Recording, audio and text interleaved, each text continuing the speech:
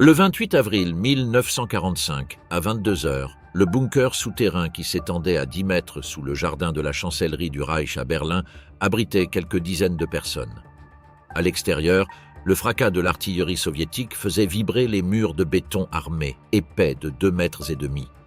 Les soldats de l'armée rouge avaient déjà atteint la Potsdamer Platz, à un peu plus d'1 kilomètre. Il n'y avait aucune échappatoire possible. Le Führerbunker n'était pas un repère épique. C'était un cube de béton divisé en 18 pièces étroites, avec un plafond de 3 mètres d'épaisseur et 6 mètres de terre tassés au-dessus. Le bureau privé de Hitler mesurait à peine 36 mètres carrés au total, y compris sa chambre, celle d'Eva Braun et la salle de bain commune. Les pompes fonctionnèrent sans cesse pour évacuer l'eau souterraine qui menaçait d'inonder l'abri. L'odeur d'humidité se mêlait à celle du tabac rance, de la nourriture réchauffée et de la sueur de dizaines de personnes qui n'étaient pas sorties à la surface depuis des semaines. Le 28 avril 1945 commença pour les habitants du bunker comme n'importe quelle autre journée de ce dernier mois, avec des nouvelles militaires de plus en plus mauvaises et le sentiment croissant que les armées de secours qu'Hitler attendait relevaient de la fiction. Le général d'infanterie Hans Krebs, nouveau chef d'état-major de l'armée, avait informé le maréchal Wilhelm Keitel, à son quartier général de Fürstenberg, que si les forces de secours n'arrivaient pas dans les 48 heures, tout serait perdu. Keitel promit de faire pression sur le général Walter Wenck, commandant de la 12e armée, et sur le général Theodor Buss de la 9e. Les avant-gardes de Wenck ne se manifestaient toujours pas. Le contexte stratégique était d'une brutalité limpide. Le premier front biélorusse du maréchal Georgi Zhukov et le premier front ukrainien du maréchal Ivan Konev avaient achevé l'encerclement de Berlin le 25 avril. 1,5 million de soldats soviétiques resserraient l'étau depuis le nord, l'est et le sud. À l'ouest, la 12e armée de Wenck avançait depuis l'Elbe, mais ses forces étaient épuisées et ses lignes d'approvisionnement à bout. Le 28, le point de combat le plus proche de la chancellerie se trouvait dans le quartier de Tempelhof, à 4 km au sud. La gare d'Anhalterbahnhof, à seulement 2 pâtés de maison du bunker, faisait l'objet de combats acharnés. C'est dans l'après-midi que survint le coup qui brisa le peu de sang-froid qui subsistait encore dans le refuge. Une transmission de la BBC, captée par le service radio du bunker, diffusait une dépêche de l'agence Reuters. Le Reichsführer SS Heinrich Himmler, le deuxième homme le plus puissant du régime durant les dernières années, avait contacté le comte suédois Folke Bernadotte à Lübeck pour négocier la reddition de l'Allemagne auprès des alliés occidentaux. Il l'avait fait sans en informer ni en obtenir l'autorisation d'Hitler. Himmler avait agi dans son dos le 23 avril, alors que Hitler se trouvait dans le bunker. Le Reichsführer avait proposé à Bernadotte de transmettre l'offre de capitulation à Eisenhower. La réponse alliée fut que toute reddition devrait être inconditionnelle et simultanée sur tous les fronts. Himmler ne répondit pas. Hitler écouta la nouvelle et sa réaction fut différente de tout ce que Traudl-Jung ou tout autre témoin du bunker avait observé auparavant. Ce ne fut pas la colère calculée et théâtrale des conférences militaires, cette fureur que le Führer utilisait comme instrument de pression sur ses généraux. Ce fut quelque chose de plus sombre et de plus froid. D'abord un silence, puis une colère que les témoins décrivirent comme la plus intense de toutes celles qu'il avait eues dans le bunker. Himmler était l'homme à qui Hitler avait confié les SS dès 1929, la Gestapo dès 1934, la police du Reich dès 1936, les camps de concentration dès le début, le ministère de l'Intérieur depuis 1943, et, dans les dernières semaines désespérées, même le commandement du groupe d'armée de la Vistule, où Himmler avait démontré son incompétence totale comme commandant de terrain. C'était l'homme en qui Hitler avait placé plus de confiance systématique qu'en aucun autre, plus qu'en Göring, dont l'incompétence était évidente depuis 1940, plus qu'en Bormann, dont la loyauté était servile mais aussi calculatrice. La trahison de Himmler était d'une nature différente de toutes les autres. Hitler dicta immédiatement l'expulsion de Himmler du parti et la destitution de toutes ses fonctions, conscient que le Reichsführer se trouvait hors de Berlin et qu'il était impossible de le capturer. Pour lui succéder à la tête des SS, il nomma le Gauleiter Karl Hanke, alors en train de défendre Breslau. C'était une décision symbolique. Hanke n'exercerait jamais cette fonction.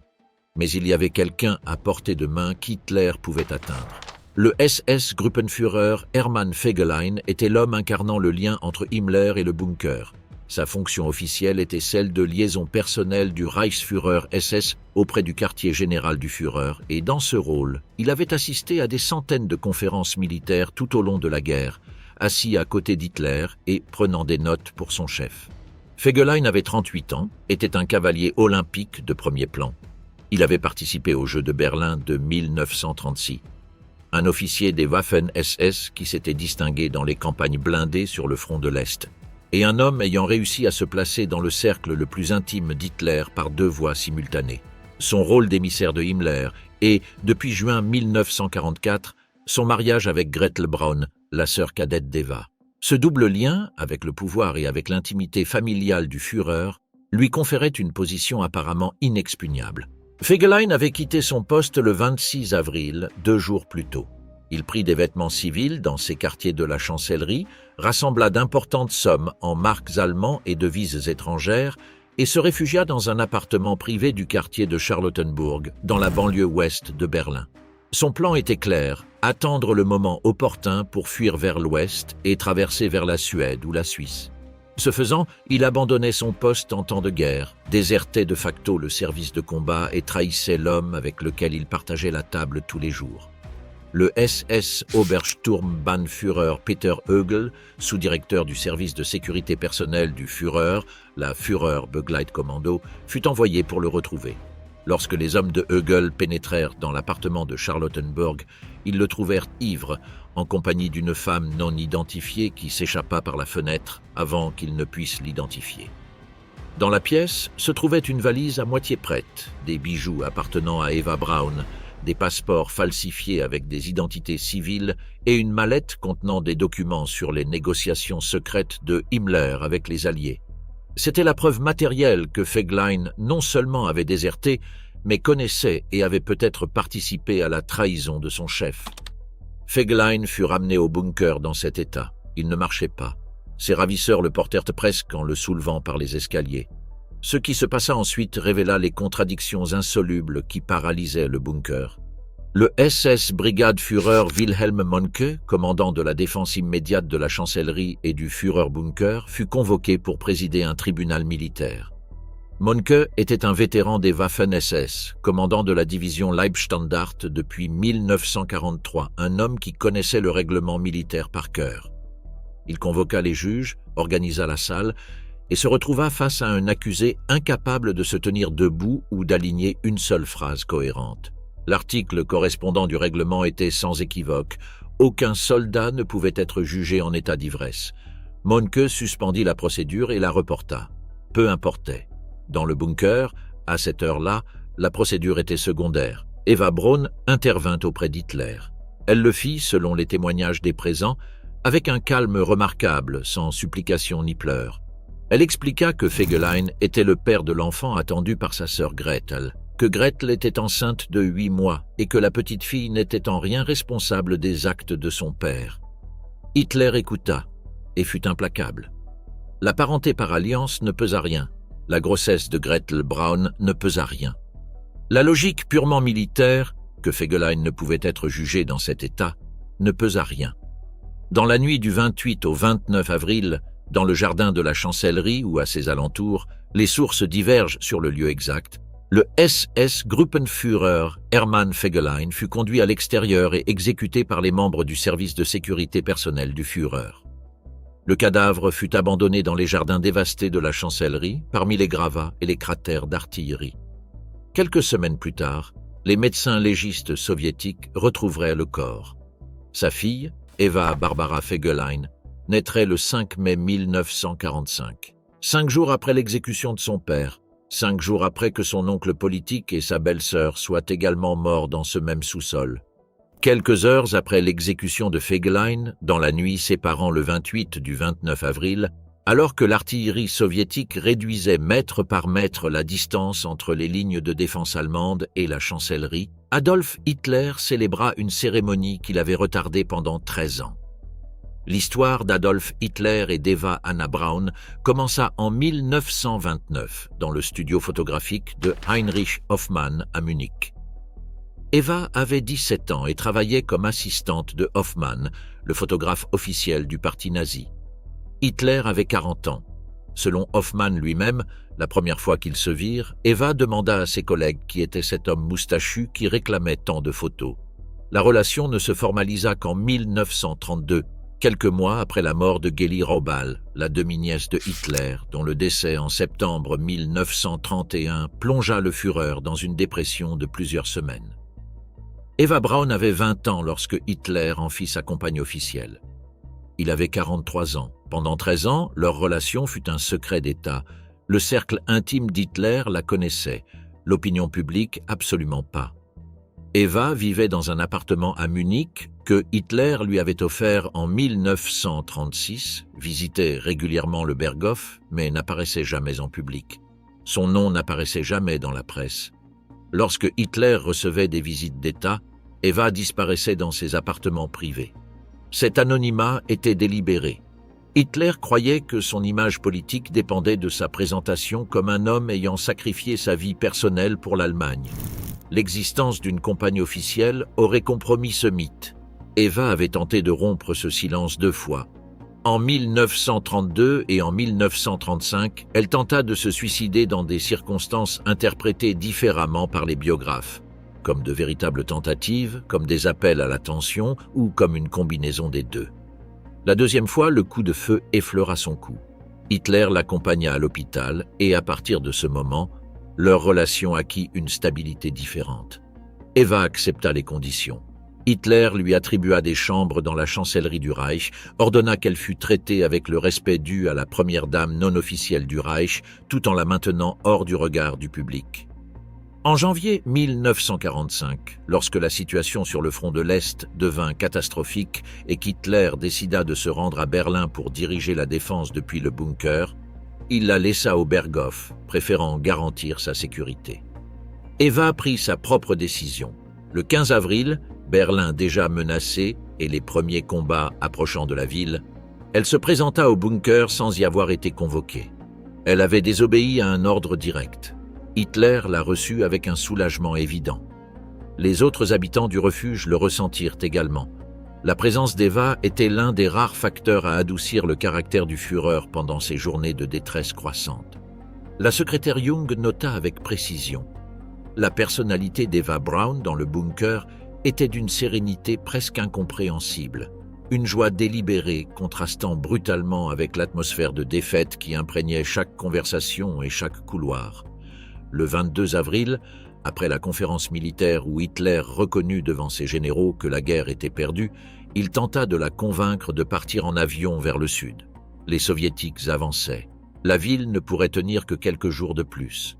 Eva répondit ce qu'elle voulait dire depuis des semaines. Elle resterait. C'est alors, selon le témoignage de Traudl Jung, que Hitler fit quelque chose que personne dans son entourage proche n'avait jamais vu faire en public.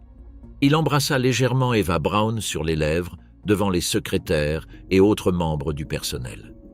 C'était un geste d'intimité inhabituel pour un homme qui avait construit toute son image publique sur la répression de ses affects privés. La décision de se marier fut prise quelques jours plus tard, dans la nuit du 28 au 29 avril. Il n'existe pas d'enregistrement précis du moment exact où Hitler l'annonça, mais Walter Wagner, l'officier de l'état civil de Berlin envoyé au bunker pour célébrer la cérémonie, fut retrouvé cette même nuit à un poste de défense de la Volkssturm et conduit au bunker sous escorte armée. C'était un homme pâle, de taille moyenne, avec une barbe de plusieurs jours et le brassard de la Volkssturm au bras. Ses yeux reflétaient des semaines avec moins de 3 heures de sommeil consécutives. Les documents qu'il apporta n'étaient pas les actes formels en parchemin des registres civils habituels, mais des feuilles dactylographiées avec des espaces laissés vides, qu'il remplit à la main sur une table où se trouvaient encore des cartes militaires.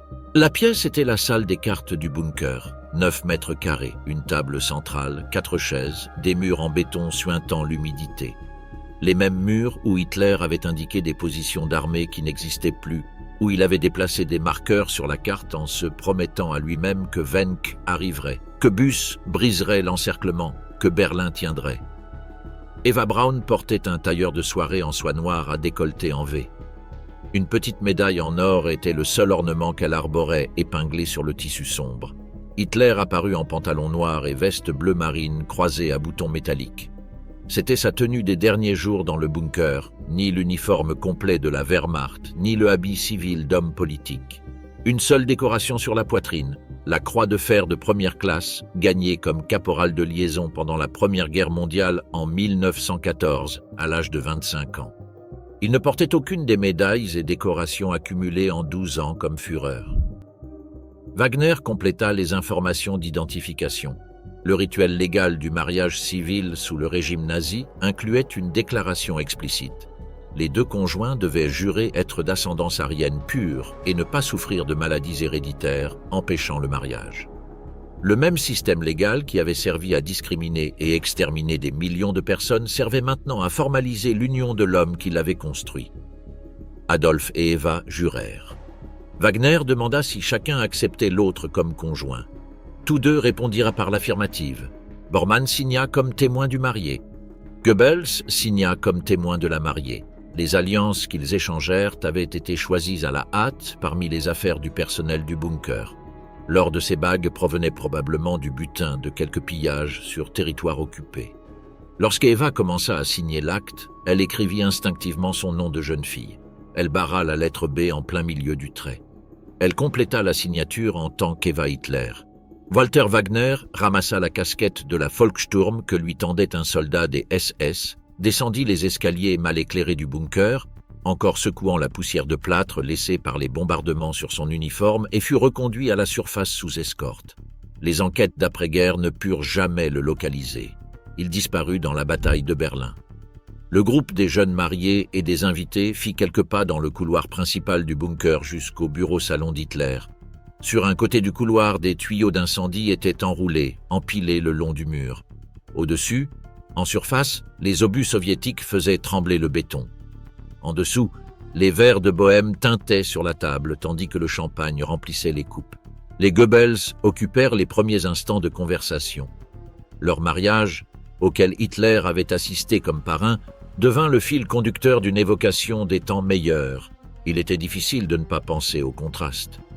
Magda Goebbels avait 44 ans en 1945, mais cette nuit-là, elle paraissait 10 de plus. Cernée, la peau cireuse, la voix éteinte, vêtue de ce qu'elle avait pu trouver dans ce sous-sol. Hitler l'avait rencontrée en 1931, alors qu'elle était d'une beauté scandaleuse, grande, blonde, aux traits réguliers et à l'élégance naturelle qui éblouissait quiconque dans une salle, et il était tombé amoureux d'elle avant même que Goebbels n'apparaisse dans sa vie.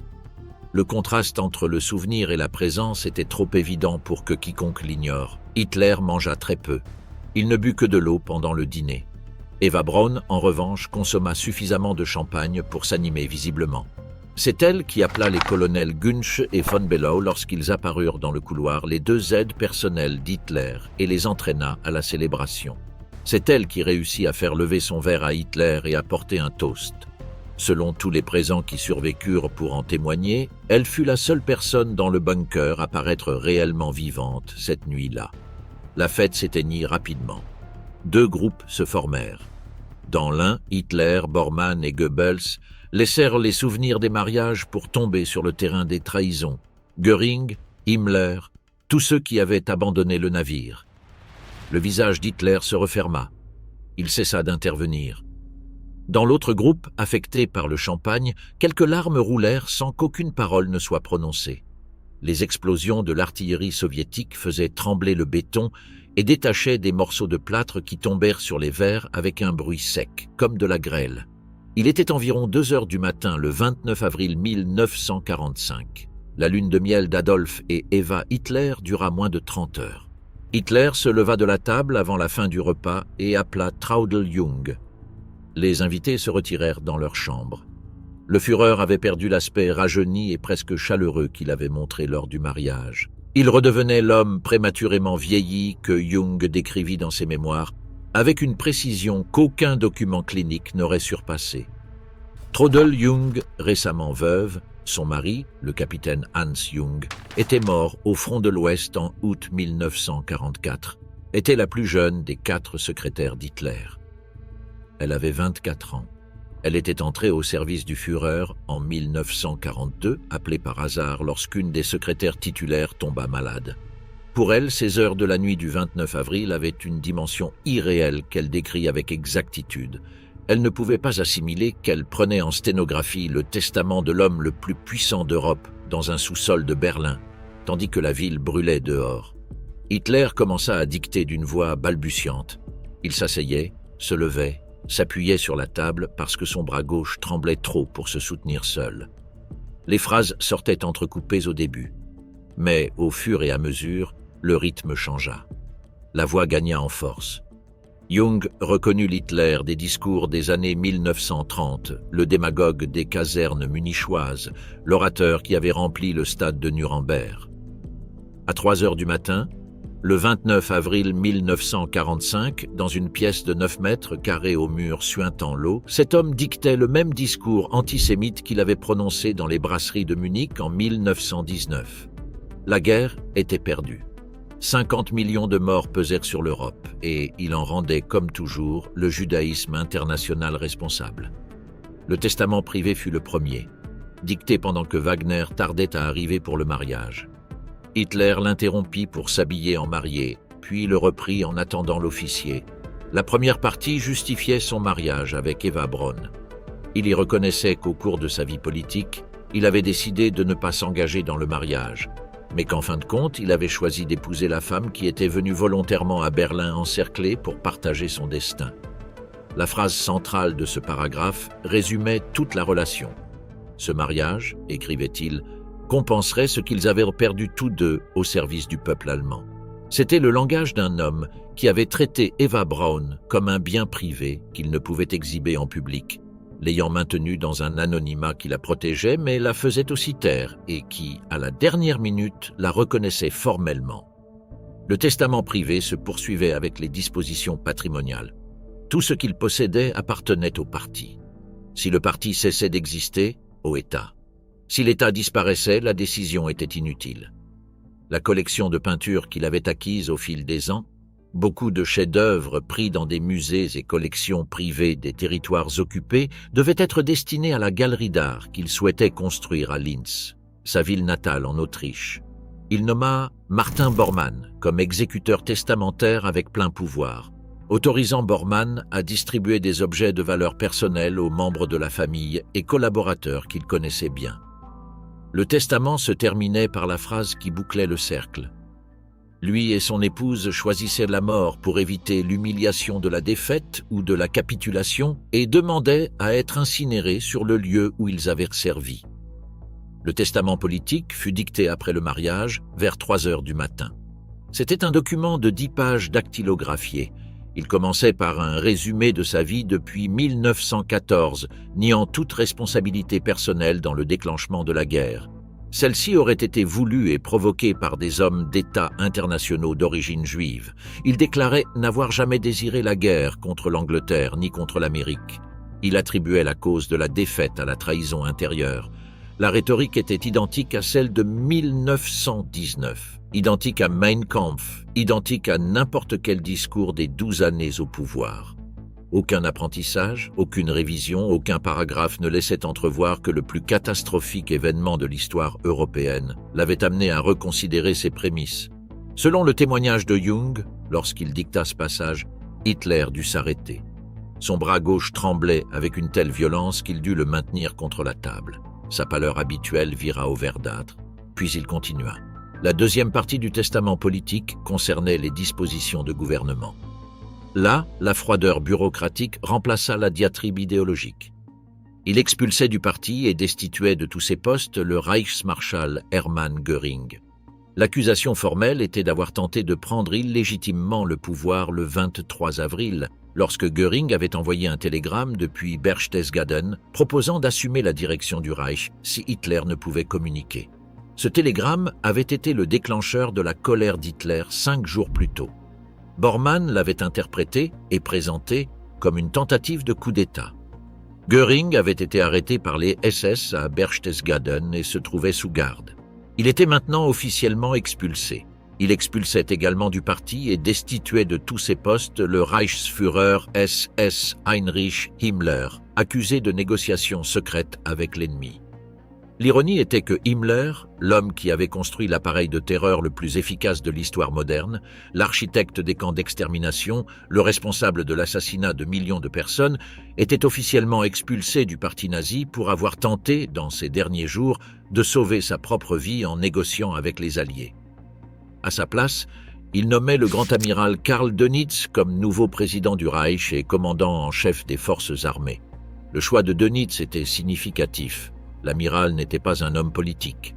C'était un militaire pur, commandant de la flotte de sous-marins qui avait coûté aux Alliés des centaines de navires dans l'Atlantique, un homme de discipline rigide et de loyauté inconditionnelle qui n'avait jamais contesté un ordre de Hitler. En le nommant, Hitler évitait que le successeur soit l'un des hauts responsables politiques du parti, Bormann, Goebbels, et s'assurait, du moins en théorie, que l'État continuerait de combattre. Goebbels était nommé chancelier du Reich. Bormann, ministre du parti.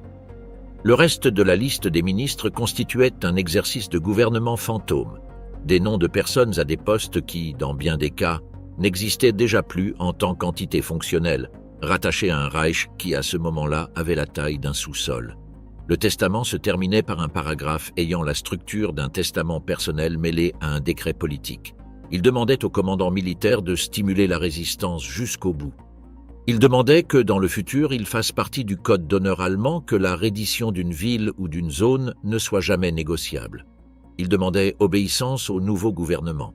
Et dans la dernière phrase, qui couronnait tout le document, il chargeait la nouvelle direction de l'État de l'observation stricte des lois raciales et de la résistance implacable contre le judaïsme international. La date figurant en bas du testament politique était le 29 avril 1945, 4 heures du matin. Jung tapa le texte à la machine. Moins d'une heure plus tard, elle remit les 10 pages dactylographiées. Hitler convoqua Bormann, les généraux Burgdorf et Krebs, ainsi que le docteur Helmut Fritsch, sous-secrétaire au ministère de la Propagande, pour signer le testament politique. Bormann, Goebbels et le colonel von Below signèrent le testament privé. Goebbels resta à lire sa copie du testament politique. Un point précis ne le satisfaisait pas. Le testament ordonnait aux membres du nouveau gouvernement de quitter Berlin, de placer les intérêts nationaux au-dessus de leurs sentiments personnels. C'était un ordre direct de partir et de survivre pour gouverner. Goebbels alla dans le bureau d'Hitler et lui fit part de sa position. Brèvement, sans dramatique, il expliqua que Magda et lui avaient décidé de mourir avec leurs enfants immédiatement après la mort du Führer. Hitler, épuisé, coupa la conversation et se retira dans sa chambre. Eva s'était déjà retirée depuis 2 heures et dormait agitée. Goebbels retourna dans sa chambre et resta éveillé. À 5h30 du matin, le 29 avril, il rédigea un annexe au testament d'Hitler. C'était un texte d'une demi-page qui, avec le langage froid et précis caractéristique de tous ses écrits, expliquait pourquoi il refusait d'obéir à l'ordre du Führer. Son argument central était que la loyauté dans les moments extrêmes était la seule preuve valable. Un homme qui abandonnait Hitler à cet instant serait discrédité devant l'histoire, et Goebbels, ayant vécu intensément 20 années de politique, attachait une grande importance à sa réputation. La seconde raison, non écrite dans l'annexe mais évidente dans le contexte, était celle que David Solar identifia clairement. Goebbels savait exactement ce qu'il attendait, lui et sa famille, s'il tombait entre les mains des Alliés. Dans son ministère de la Propagande, les télégrammes des agences internationales continuaient d'arriver. Il savait ce qui se découvrait dans les camps d'extermination de Pologne. Il connaissait les décisions prises par les Alliés à Nuremberg concernant les responsables du régime. Il savait qu'il serait jugé, exposé au ridicule mondial et exécuté de la manière la plus infamante possible. Il n'était pas prêt à subir cette épreuve. Il n'était pas prêt non plus à laisser Magda à la merci des soldats soviétiques, ni à ce que ses enfants vivent le reste de leur vie avec l'ombre de leur nom. Dans la nuit du 29 avril, alors que le bunker retrouvait enfin le silence, Goebbels et Bormann rédigèrent chacun dans leur chambre leur résolution finale. Bormann, incapable de dormir, prit son journal et y nota « Les traîtres Jodl, Himmler et Steiner nous ont abandonnés à la merci des bolcheviks. Un autre bombardement sévère. L'ennemi rapporte que les Américains sont entrés à Munich. Il referma le journal, s'allongea sur sa couche et éteignit la lumière. Un éclat de plâtre tomba sur son visage lorsque le bunker trembla à nouveau.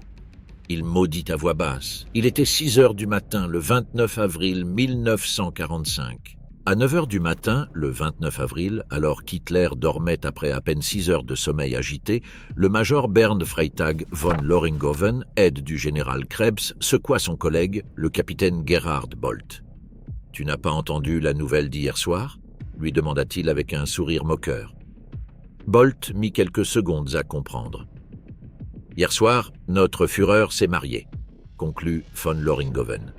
Le général Hans Krebs, qui dormait dans la chambre voisine, se réveilla en entendant les rires et réprimanda les deux hommes. « Vous êtes devenus fous ? Comment osez-vous vous moquer ainsi de notre commandant suprême ?» C'était l'un des rares moments d'humour véritable que le bunker avait connu depuis des semaines. Von Loringhoven lui-même le relata dans ses mémoires, publiés des décennies plus tard sous le titre « Dans le bunker avec Hitler ». Et c'est l'un des passages qui capture le mieux la dissonance cognitive qui régnait dans ce sous-sol.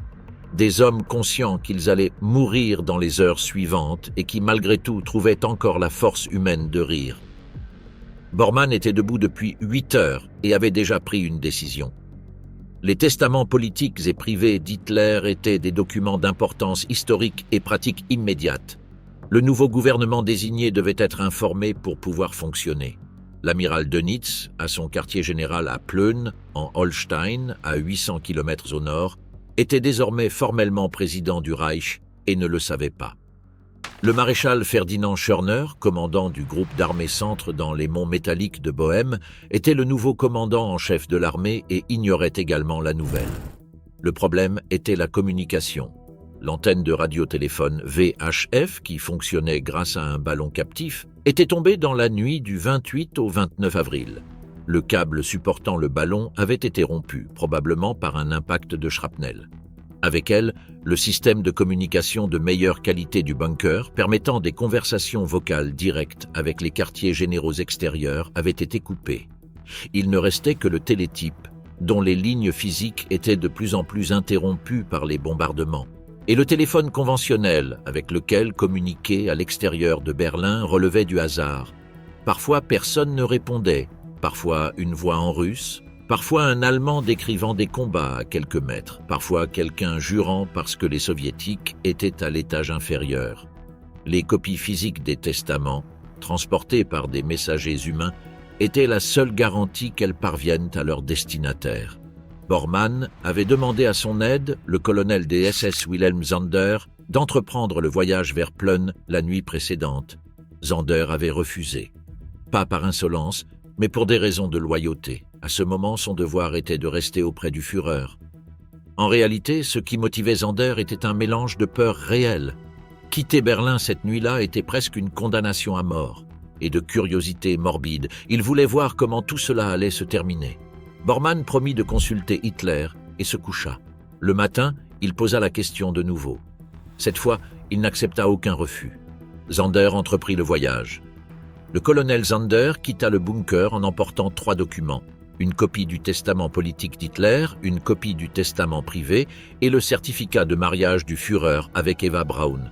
Il transportait également un message personnel de Bormann à l'amiral Dönitz, rédigé dans le même ton que les télégrammes que Bormann envoyait à cette époque à tout destinataire disponible. « Cher grand amiral, puisque toutes les armées ont échoué dans leur tentative de secours et que notre situation semble désespérée, le Führer a dicté la nuit dernière le testament politique 6 juin. Heil Hitler, votre, Bormann. » 13 mots pour annoncer que le Troisième Reich était terminé.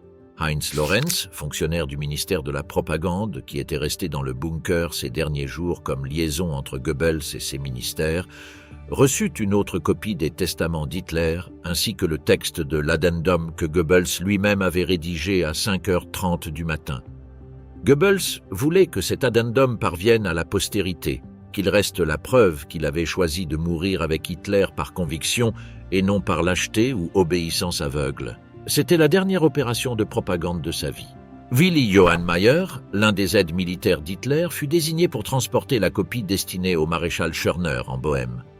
Le général Wilhelm Burgdorf, chef de l'état-major général de l'armée et l'un des hommes qui resteraient dans le bunker jusqu'à la fin, ajouta au document un message manuscrit personnel. « Cher Schörner, je vous transmets de main de confiance le testament de notre Führer qu'il a écrit hier en recevant la nouvelle impressionnante de la trahison de Himmler. Il témoigne d'une décision inaltérable.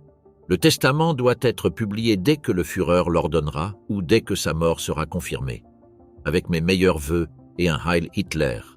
Votre Wilhelm Burgdorf. » La phrase « dès que sa mort sera confirmée » constituait une reconnaissance implicite de ce que Burgdorf savait avec certitude.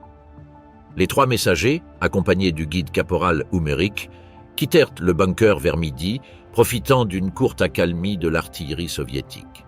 Le trajet depuis le sous-sol de la chancellerie jusqu'au périmètre défensif allemand ne faisait que quelques kilomètres, mais en 1945, ces kilomètres représentaient une véritable géographie de l'apocalypse.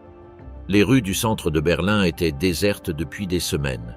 Les façades des immeubles étaient devenues des murs sans fenêtres, certaines miraculeusement intactes, d'autres effondrées en monticules de décombres bloquant toute circulation. Les corps de soldats et de civils jonchaient les rues depuis plusieurs jours. L'odeur des cadavres en décomposition mêlée à la fumée des incendies créait une atmosphère que les survivants de l'assaut de Berlin décrivirent unanimement comme l'odeur la plus impossible à oublier de toute la guerre. Ummerich connaissait les itinéraires les moins exposés. Ils traversèrent des zones contrôlées par les Allemands en empruntant les égouts et les tunnels du métro qui parcouraient le sous-sol de la ville. Certains tunnels étaient partiellement inondés, d'autres contenaient des cadavres flottants. Le métro de Berlin avait été ouvert comme refuge pour la population civile lors des derniers jours de l'assaut. Les trains ne fonctionnaient plus, mais les tunnels hébergeaient des milliers de personnes, familles entières, blessés, soldats en retraite, SS avec pour ordre d'exécuter quiconque tentait de fuir, dans un mélange d'humanité que le photographe soviétique Yevgeny Kaldey, l'un des premiers à pénétrer dans le réseau après la reddition, décrivit comme l'une des images les plus saisissantes de toute la guerre. Les 4 hommes réussirent à sortir du périmètre berlinois et passèrent la nuit dans les tranchées d'un bataillon des jeunesses hitlériennes, des adolescents de 14 à 17 ans envoyés par le régime à mourir face aux blindés soviétiques avec des Panzerfaust. Depuis ces tranchées, ils atteignirent la petite île de Pfauen, sur la rivière Havel, au nord-ouest de Berlin, où 2 hydravions devaient venir les récupérer. Les hydravions ne vinrent jamais. Ils attendirent. Personne n'apparut. L'île de Pfauen n'était qu'une bande de terrain de quelques centaines de mètres sur une rivière que les Soviétiques commençaient à contrôler des 2 rives. Rester était un suicide. Ummerich et les 3 messagers prirent la décision que tout être humain raisonnable aurait prise dans cette situation. Sauver leur vie. Chacun partit de son côté, sans coordination, en suivant des directions qui les éloignaient le plus possible du siège de Berlin. Le 3 mai, lorsque tous les combats en Allemagne avaient cessé ou étaient sur le point de cesser, les 3 messagers avaient déjà mis de la distance entre eux et Berlin. Zander fut capturé par les alliés occidentaux le 12 mai, près de Berchtesgaden, avec ses documents intacts. Lorenz fut également arrêté par les forces occidentales à Hanovre, en possession de sa copie. Johann Mayer fut détenu par les Britanniques dans sa ville natale d'Iserlohn en décembre 1945, plusieurs mois après la fin de la guerre. Il avait caché les documents dans des bouteilles enterrées dans le jardin de sa maison. Les 3 hommes furent longuement interrogés. Les testaments d'Hitler furent retrouvés, préservés et utilisés comme pièces à conviction lors des procès de Nuremberg. Le bunker, qui n'avait rien su de tout cela sur le moment, resta ce 29 avril isolé encore davantage. Le major Freytag von Loringhoven et le capitaine Gerhard Bolt, les 2 officiers de l'état-major du général Krebs qui s'étaient moqués du mariage d'Hitler à 9 h du matin, reçurent ce même jour la permission de quitter le bunker avec pour mission officielle de tenter de contacter les armées extérieures. Hitler leur serra la main, leur souhaita bonne chance et signa leur sauf-conduit. Ils furent accompagnés du colonel Rudolf Weiss. Les 3 hommes réussirent à franchir les lignes soviétiques avec leur guide, atteignirent la rive ouest de la Havel et rejoignirent les forces du groupe d'armée du général Wenck. Weiss mourut au combat dans les jours qui suivirent. Bolt et von Loringhoven réussirent à s'échapper vers l'ouest, où ils furent capturés par les Britanniques après la fin de la guerre. Von Loringhoven fut interrogé, libéré, vécut jusqu'à 93 ans et publia ses mémoires en 2005. Ses souvenirs du bunker constituent l'une des sources primaires les plus rigoureuses sur les événements de ces derniers jours. Vers midi le 29 avril, lorsqu'Hitler se réveilla et apprit que les copies des testaments avaient quitté le bunker, la majorité des jeunes officiers restants avaient déjà disparu. Ceux qui demeuraient étaient ceux qui avaient décidé qu'il n'y avait aucun endroit où aller. Pour ceux qui n'ont pas vu les plans du Führerbunker, il est difficile d'imaginer l'ampleur de l'espace où ces événements se sont déroulés. Le niveau inférieur, où vivait Hitler, était divisé en deux parties par un couloir central de 17 mètres de long sur 3 mètres de large. De part et d'autre du couloir s'ouvrèrent les pièces. À droite, la salle des cartes où s'était célébré le mariage. À gauche, l'infirmerie, les chambres du médecin Theodor Morel, qui avait quitté le bunker malade une semaine auparavant, les chambres de Goebbels et de Bormann, la chambre des ordonnances et le central téléphonique. Au fond, du côté droit, se trouvaient les toilettes communes et le tableau électrique. Les dépendances propres à Hitler étaient les plus privées. Un petit vestibule communiquait avec un bureau très petit et la chambre d'Eva Braun.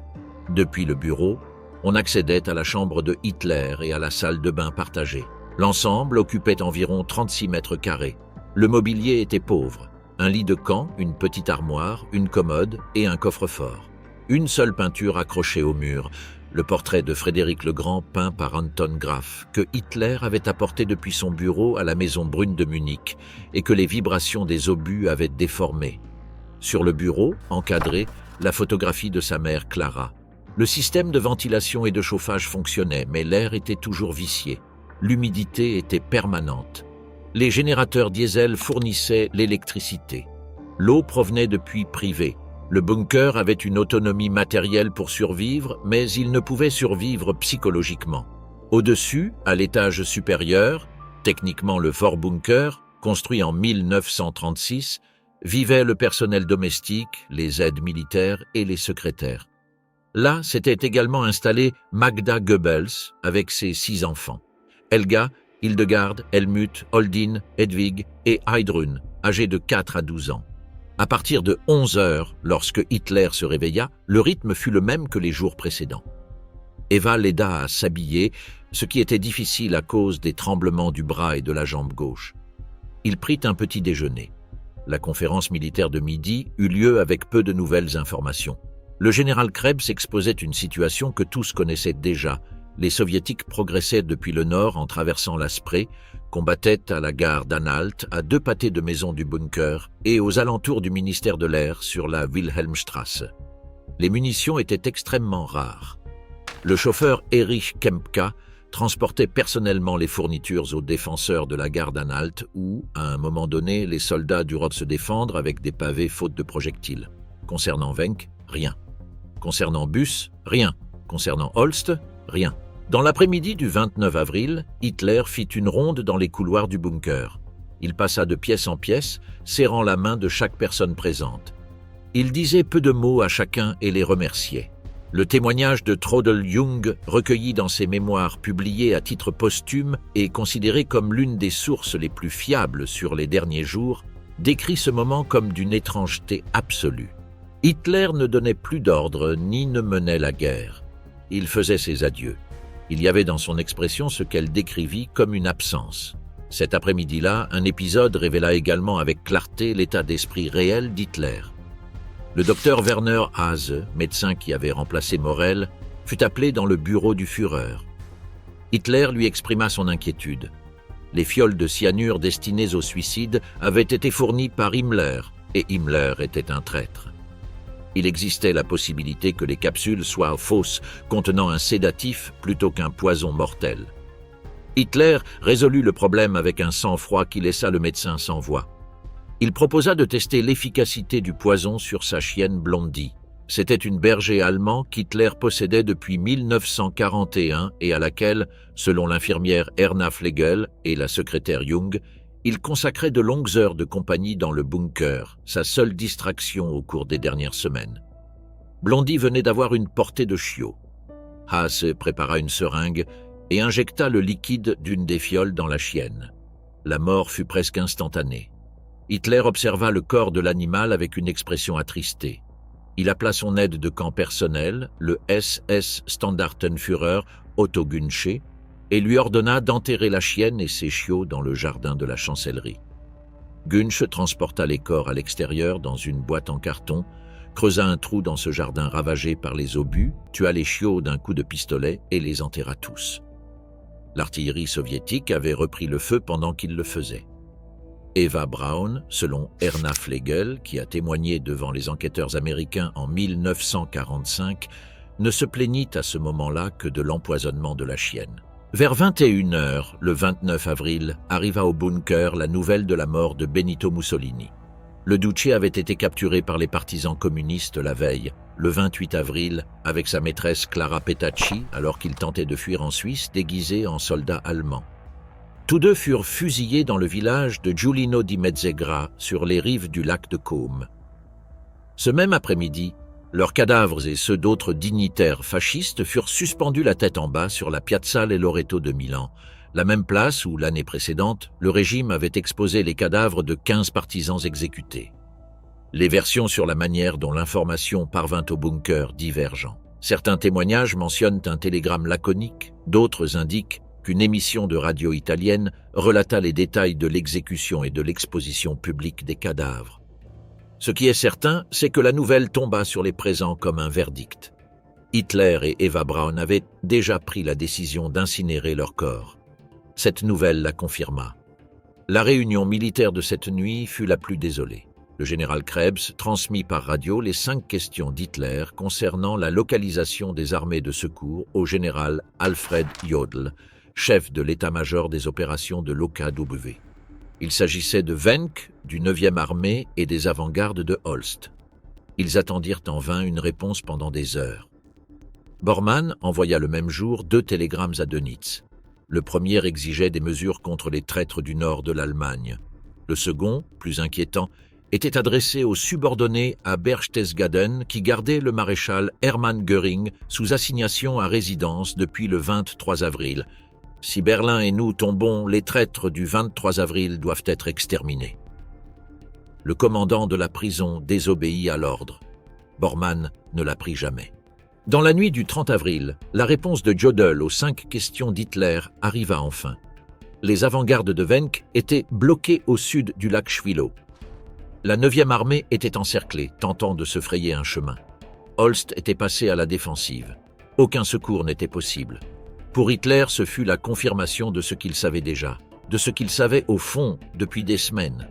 Le colonel Nikolaus von Below, aide de camp de la Luftwaffe qui avait servi à ses côtés pendant 8 ans, sortit du bunker cette nuit-là avec un dernier message pour le maréchal Wilhelm Keitel. Hitler lui remit une note que von Below mémorisa et détruisit avant d'être capturé par les soviétiques par précaution. Lorsque 2 jours plus tard, le 2 mai, il atteignit le quartier général de Dönitz à Plön, Hitler était déjà mort depuis 24 heures. Von Below fut l'un des derniers hommes à quitter le bunker vivant.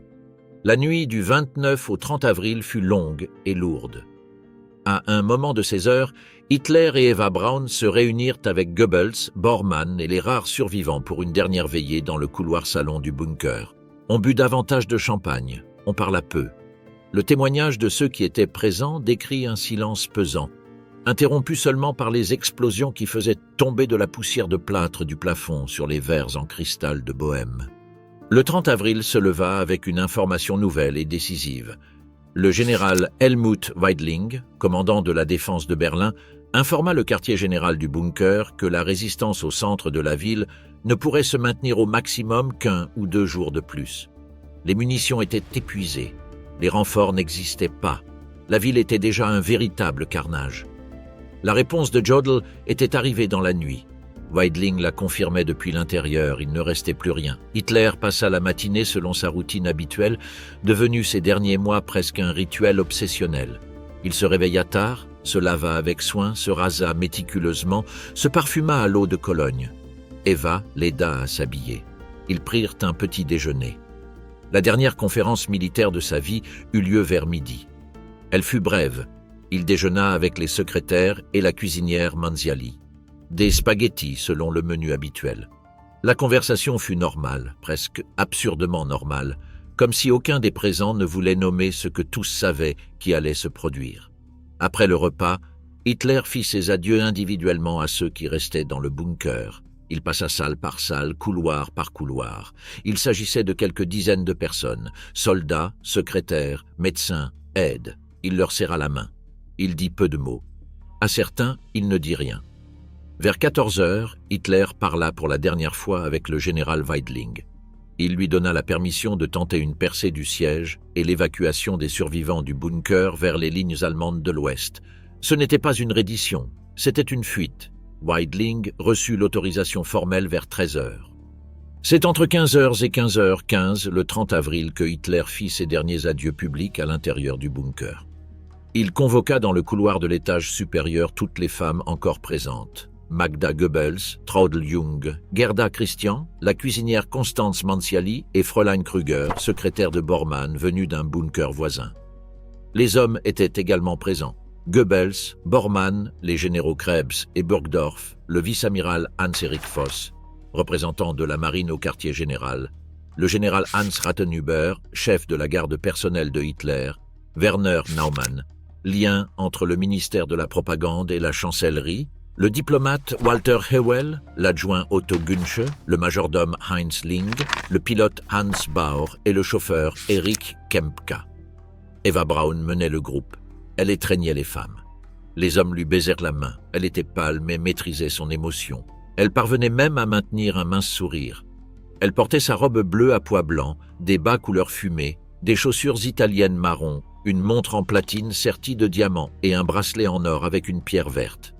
Hitler, très tendu, serra froidement la main de chaque personne en silence absolu et, après Eva, entra dans son bureau. Seuls Günsche et Linge restèrent dans le couloir. Ils avaient des ordres directs du Führer. Personne ne devait interrompre, et une fois le coup de feu entendu, ils devaient vérifier que les victimes étaient mortes et, en cas de doute, les achever d'un coup de pistolet. Kempka et Bohr avaient déjà dû rassembler les 200 litres d'essence ordonnés la veille. Les corps seraient transportés dans le jardin et incinérés. Dans la salle des cartes attendaient Goebbels, Bormann, Krebs et Burgdorf, sans parler, attentifs au bruit d'un coup de feu. Ce qui les interrompit ne fut pas le coup de feu, ce fut Magda Goebbels. Elle surgit dans le couloir dans une ultime tentative désespérée de voir Hitler, de l'arrêter, de sauver ses enfants du destin qu'elle avait elle-même décidé pour eux. Elle lutta avec Günsche, qui mesurait près de 2 mètres. Elle n'y parvint pas. Elle réussit au moins à faire entrer le géant pour qu'il transmette sa supplique. Günsche ouvrit la porte. Hitler se tenait debout devant le portrait de Frédéric le Grand près de son bureau. Il ne vit pas Eva, mais entendit le bruit de la chasse d'eau.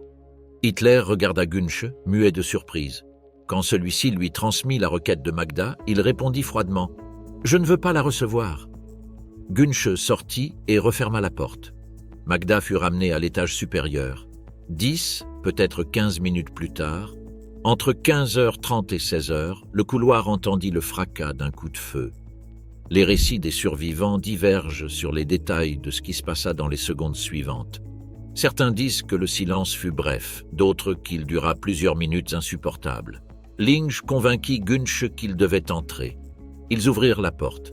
Eva Braun était assise sur le canapé, pieds nus, avec les jambes repliées et le visage appuyé contre l'épaule de Hitler. Elle avait mordu la capsule de verre contenant du cyanure de potassium. Ses jambes étaient contractées, probablement sous l'effet du poison sur le système musculaire. Près de sa main accessible, sur la table de chevet, se trouvait un petit pistolet Walter qu'elle n'avait pas utilisé. Un vase de fleurs artificielles était renversé, sans doute tombé lors des derniers instants. Adolf Hitler était assis sur le canapé, face au portrait de Frédéric le Grand, la tête appuyée contre le dossier, la bouche tordue, avec des restes visibles de la capsule de verre qui avait contenu le cyanure. À la tempe droite, un trou noir d'où s'écoulait encore du sang, les cheveux brûlés par la déflagration du tir à bout portant. La main gauche, posée sur le cœur, tenait le portrait de sa mère Clara, qu'il avait emporté avec lui pendant 40 ans depuis sa mort en 1907. La main droite pendait inerte à côté du canapé, ayant lâché le pistolet Walter 7,65 qui gisait au sol. Après Günsch et Linge entrèrent Goebbels et Bormann. Ils furent rejoints par Arthur Axmann, chef des jeunesses hitlériennes, venu au bunker pour dire adieu à Hitler et qui ne put que le voir mort. Le témoignage d'Axmann, capturé plus tard par les Américains, fut l'un de ceux recueillis par H.R. Trevor Roper pour sa reconstitution des événements. Il n'y eut pas de temps pour des rites ni pour des contemplations. On enveloppa le corps d'Hitler dans un tapis. Celui d'Eva resta telle qu'elle était morte. Les témoignages divergent sur qui les transporta exactement. La première version mentionne plusieurs SS avec 2 brancards. La seconde cite Linge et Bormann portant les corps sur leurs épaules. La troisième Kempka et Günsch.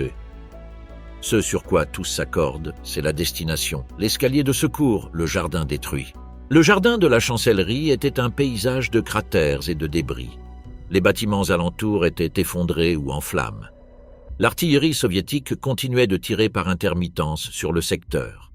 Les corps furent déposés au fond d'un des entonnoirs laissés par les obus à quelques mètres de la sortie de secours du bunker. Kempka versa l'essence sur les corps. La première tentative d'incendie échoua. Le vent et la distance l'empêchèrent. Bormann prit un fagot de papier, l'alluma et le jeta sur les corps. Le feu prit. Le groupe qui restait sur le seuil de la porte, Goebbels, Bormann, Burgdorf, Günsch, Linge, Kempka et 3 soldats SS, Mansfeld, Carnot et Hofbeck, dont les témoignages furent recueillis par Trevor Roper, leva le bras en salut nazi. Personne ne prononça un mot. Ils se retirèrent à l'intérieur tandis que le feu brûlait dehors, parmi les débris du jardin. Pendant que le feu consumait les corps, l'artillerie soviétique tira plusieurs rafales sur le secteur. Ceux qui observaient la crémation durent se réfugier plusieurs fois dans le bunker. Les témoignages divergent sur l'achèvement de l'incinération ou sur la présence de fragments. Selon l'analyse postérieure des enquêteurs, le plus probable est que la combinaison du feu et des obus soviétiques, qui soulevaient de la terre sur les restes, produisit une dispersion et une destruction partielle, et non une incinération systématique comparable à celle d'un crématoire. La mort d'Hitler transforma immédiatement le bunker, mais pas de la manière que l'on pourrait attendre. Les soldats de la SS de l'étage supérieur, qui avaient entendu les adieux du Führer quelques heures plus tôt comme un signe évident de ce qui allait arriver, ne gardèrent pas le silence. Bien au contraire. La nouvelle se répandit rapidement de bouche à oreille et, en quelques heures, éclata ce que Traudl Jung décrivit comme une fête bruyante, désordonnée, avec des voix, des rires, et ce qui ressemblait à une célébration. Ce n'était pas de l'euphorie à la mort du Führer. C'était la soupape de sécurité après des semaines de tension insupportables, l'expression d'un soulagement que personne n'aurait pu nommer à haute voix tant qu'Hitler vivait. Certains soldats en profitèrent pour faire leurs patrouilles nocturnes habituelles dans les environs, revenant parfois avec des femmes. La fête devint si notoire que les aides militaires eux-mêmes reçurent l'ordre d'imposer l'ordre. Ils n'y parvinrent pas. Même le général Hans Rathenhuber, chef de la garde personnelle du Führer, participait à la Juerga. Entre-temps, le vide de pouvoir laissé par Hitler était immédiat et concret. Joseph Goebbels devint automatiquement chancelier du Reich selon le testament politique. Mais Dönitz, désigné président du Reich et commandant en chef des forces armées, se trouvait à Plön, au nord de l'Allemagne, à plus de 800 kilomètres. La communication était presque impossible, et la ville restait assiégée. La première action politique de Goebbels fut de tenter ce que personne dans le bunker n'avait essayé depuis le début, négocier directement avec les soviétiques. Dans les premières heures du 1er mai, le général Hans Krebs traversa les lignes allemandes avec un sauf-conduit et se présenta devant le général Vassili Tchoukov, commandant du 8e armée de garde soviétique, dans son quartier général établi en banlieue de Berlin. Krebs parlait couramment le russe, acquis lors de son passage comme attaché militaire à Moscou. Il remit une note signée par Goebbels et Bormann, informant officiellement de la mort d'Hitler et demandant un cessez-le-feu temporaire pour négocier les conditions de reddition. Krebs expliqua que le nouveau gouvernement allemand, dirigé par Dönitz en tant que président, souhaitait parvenir à un accord. La réponse de Tchoukov fut immédiate. Reddition inconditionnelle. Rien d'autre. Krebs n'avait pas l'autorité pour l'accepter. Les négociations se prolongèrent pendant des heures, Krebs tentant d'obtenir une concession marginale permettant au moins l'évacuation des civils et des blessés. Tchoukov appela ses supérieurs. « Staline fut réveillé personnellement pour être informé de la mort d'Hitler. La réponse qui revint au quartier général de Tchouikov fut la même, reddition inconditionnelle, totale et immédiate. Krebs retourna au bunker les mains vides vers midi le 1er mai. Goebbels lut le rapport de Krebs sans sourciller. C'était le résultat qu'il attendait. La décision était déjà prise depuis des semaines, probablement dès le moment où Goebbels rédigea l'addendum au testament d'Hitler dans la nuit du 29 avril. C'était un homme cultivé et intelligent qui connaissait l'histoire en profondeur et savait parfaitement ce qui s'était passé après la Première Guerre mondiale avec une défaite beaucoup plus nette que celle-ci. Il connaissait ce que les Alliés avaient trouvé dans les camps d'extermination. Il savait ce qui l'attendait. Dans l'après-midi du 1er mai, Magda Goebbels emmena ses 6 enfants dans leurs chambres à l'étage supérieur du bunker. Helga avait 12 ans, Hildegard 11, Helmut 9, Holdin 8, Hedwig 7, Heidrun 4. Tous portèrent des prénoms commençant par H en l'honneur d'Hitler. Magda leur administra d'abord des barbituriques dissous dans une boisson, probablement du cacao, pour les endormir. Une fois inconscients, elle introduisit les capsules de cyanure dans leur bouche et leur fit mordre. Le témoignage d'Erna Flegel, l'infirmière qui fut présente dans le bunker jusqu'à la fin, et les constatations médico-légales des médecins soviétiques ayant examiné les corps confirmèrent la méthode.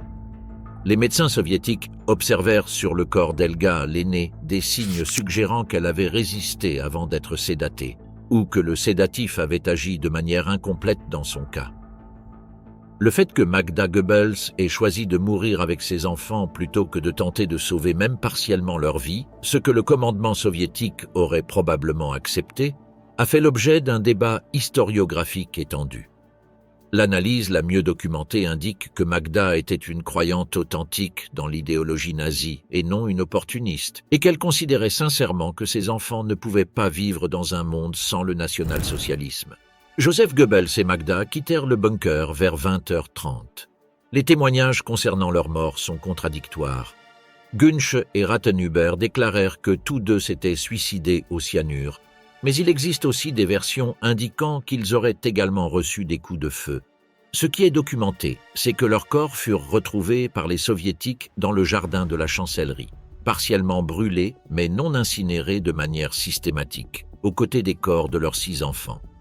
Martin Bormann tenta de s'échapper cette même nuit, le 1er mai, dans le groupe qui suivit les véhicules blindés ayant essayé de franchir l'encerclement soviétique par le pont Weidendammer sur la rivière Spree. Les témoignages des survivants de ce groupe sont confus. Axmann, qui tenta également de s'échapper par cette route, déclara avoir vu le corps de Bormann sur le pont ou à ses environs. D'autres témoignages le situaient à différents endroits. Pendant des décennies, le sort de Bormann resta l'un des grands mystères de l'après-guerre. En 1998, une analyse ADN effectuée sur des restes osseux exhumés en 1972 lors de travaux à Berlin confirma qu'il s'agissait de Martin Bormann. Il était mort pendant sa fuite. Le général Hans Krebs se suicida dans le bunker le 1er mai. Le général Wilhelm Burgdorf également. Tous deux avaient consommé de grandes quantités d'alcool avant de le faire. Le vice-amiral Voss, le pilote Bauer, le majordome Linge, le général Rathenhuber et le diplomate Hewel furent capturés par les soviétiques. La plupart d'entre eux passèrent plusieurs années en prison soviétique. Le colonel Günsch et le chauffeur Kempka réussirent à s'échapper et furent capturés par les Alliés occidentaux. Leurs témoignages devant les interrogateurs américains et devant Trevor Roper dans les années suivantes constituèrent 2 des sources primaires les plus importantes sur la mort d'Hitler. Traudl Jung, Gerda Christian et Constance Manziali s'échappèrent du bunker dans la nuit du 1er mai, mêlés à des groupes de soldats tentant de percer l'encerclement. Jung et Christian survécurent. Manziali disparut et ne fut jamais retrouvé. Le 2 mai, à 15h, le général Weidling signa la reddition formelle de la garnison de Berlin devant le général Tchouikov. La dernière grande bataille de la Seconde Guerre mondiale sur le théâtre européen venait de se terminer. Les Soviétiques estimèrent leurs pertes lors de la bataille de Berlin, du 16 avril au 2 mai 1945, à plus de 80 000 morts et près de 275 000 blessés.